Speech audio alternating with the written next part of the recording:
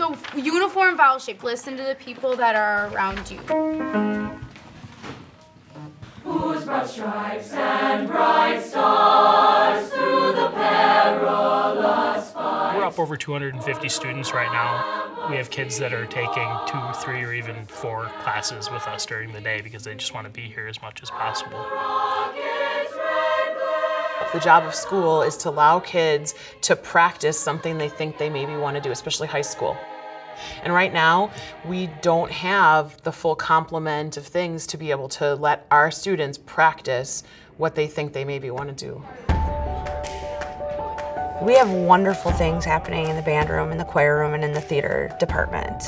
We have very talented students. We have huge amounts of support.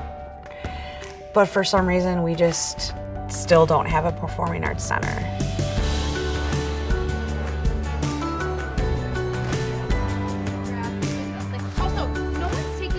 We're really working hard to provide a quality education and prepare students to perform excellently.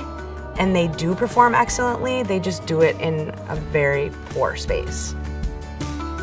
If you perform in a gym, the sound travels everywhere. You only hear the high sopranos and maybe the low voice guys. That's in choir. In band, you hear the trumpets, you might hear a clarinet, definitely hear a piccolo. You don't hear the French horns, you don't hear the bassoons, you don't hear any of it because it's all just a mush of sound. And that's hundreds of kids that their work doesn't get heard. Shakespeare, you've got... Theater's sort of like a glacier. Most jobs are backstage, are front of house. Our student population can support that.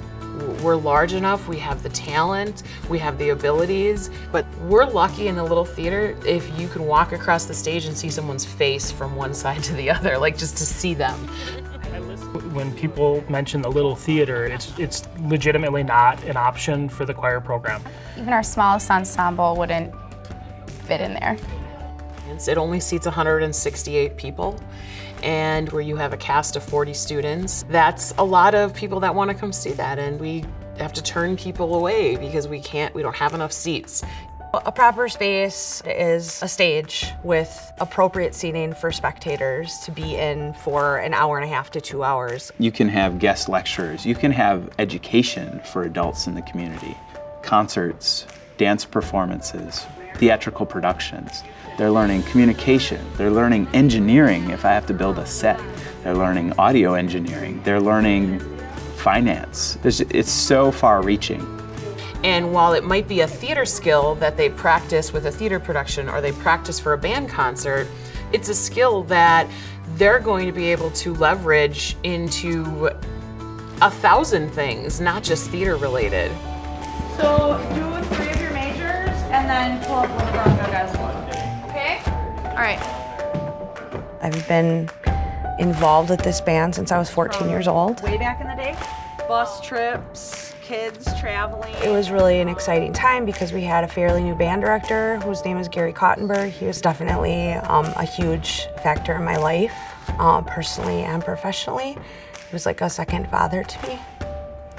And he passed away suddenly, but he taught me everything I needed to know. We really try to preach, remember all the work that you've put into this, and remember the 30 years of people before us that helped you get to where we are.